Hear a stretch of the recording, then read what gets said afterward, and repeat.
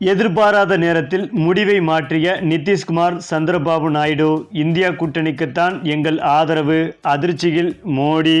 அதாவது தற்போது நடந்த லோக்சபா தேர்தலில் பாஜகவிற்கு பெரும்பான்மை இல்லாத காரணத்தினால் பாஜகவிற்குத்தான் எங்கள் ஆதரவு என்று நிதிஷ்குமாரும் சந்திரபாபு நாயுடு அவர்களும் அறிவித்திருந்தார்கள்.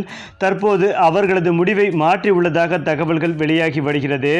அந்த வகையில் நிமிடத்திற்கு நிமிடம் பரபரப்பாக அரசியல் களம் நகர்ந்து கொண்டிருக்கிறது. குறிப்பாக பாஜகவிற்கு இந்த முறை தனி பெரும்பான்மை கிடைக்கவில்லை. இதனையடுத்து இன்று பாஜக தலைமையிலான என்டிஏ கூட்டணியின் அரசியல் தலைவர்கள் இன்று டெல்லியில் உள்ள பிரதமர் மோடி இல்லத்தில் ஆட்சி அமைப்பது குறித்து தொடர்பாக ஆலோசனையில் ஈடுபட்டார்கள்.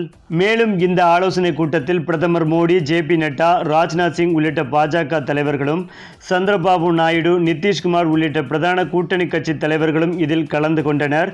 குறிப்பாக இந்த ஆலோசனை கூட்டத்தில் பாஜக தலைமையில் என்டிஏ கூட்டணி ஆட்சி அமைக்க நிதிஷ்குமார் மற்றும் சந்திரபாபு நாயுடு ஆகியோர் தங்கள் ஆதரவு கடிதங்களை கொடுத்ததாக தகவல்கள் வெளியாகி உள்ளது.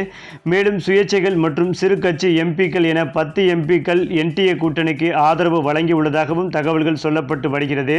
இது ஒரு பக்கம் டெல்லியில் ஆலோசனை கூட்டம் நடைபெற்று வந்தாலும், இன்னொரு பக்கம் இந்தியா கூட்டணியின் ஆலோசனை விறுவிறுப்பாக நடந்து வருகிறது. அந்த கூட்டத்தில் உறுதியாக 2 கட்சிகள் இந்தியா கூட்டணியில் இணைவார்கள், கண்டிப்பாக இந்தியா கூட்டணி ஆட்சி அமைக்கும் என்று மல்லிகார்ஜுன கார்கே தெரிவித்தார். இந்த ஆலோசனை கூட்டம் முடிந்து அரசியல் தலைவர்கள் தங்களது இல்லத்திற்கு சென்று விட்டார்கள். தற்போது டெல்லியில் மையம் கொண்டுள்ள நிதிஷ்குமார், சந்திரபாபு நாயுடு அவர்களது முடிவை மாற்றியுள்ளதாக தற்போது தகவல்கள் வெளியாகி வருகிறது. ஏனென்றால் பாஜகவின் சூழ்ச்சி எல்லோருக்கும் தெரியும். அடுத்த 5 வருடத்தில் என்ன வேண்டுமானாலும் நடக்கலாம் என்ற பயத்தில் இருந்து வந்த நிதிஷ்குமார், சந்திரபாபு நாயுடு பாஜகவே வேண்டாம் என்ற முடிவெடுத்து இந்தியா கூட்டணியில் இணையலாம், இந்தியா கூட்டணிக்கு ஆதரவு கொடுக்கலாம் என்ற முடிவெடுத்துள்ளதாக தற்பொழுது தகவல்கள் சொல்லப்பட்டு வருகிறது. இந்த தகவல் பாஜக தலைமையான மோடி அவர்களை அதிர்ச்சியடைய வைத்து வருகிறது.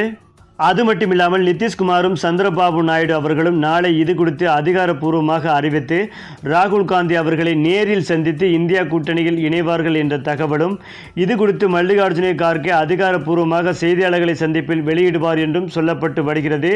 ராகுல் காந்தி அடுத்த பிரதமராகவும் உறுதி செய்யப்பட்டதாக தகவல்கள் பரவி வருகிறது.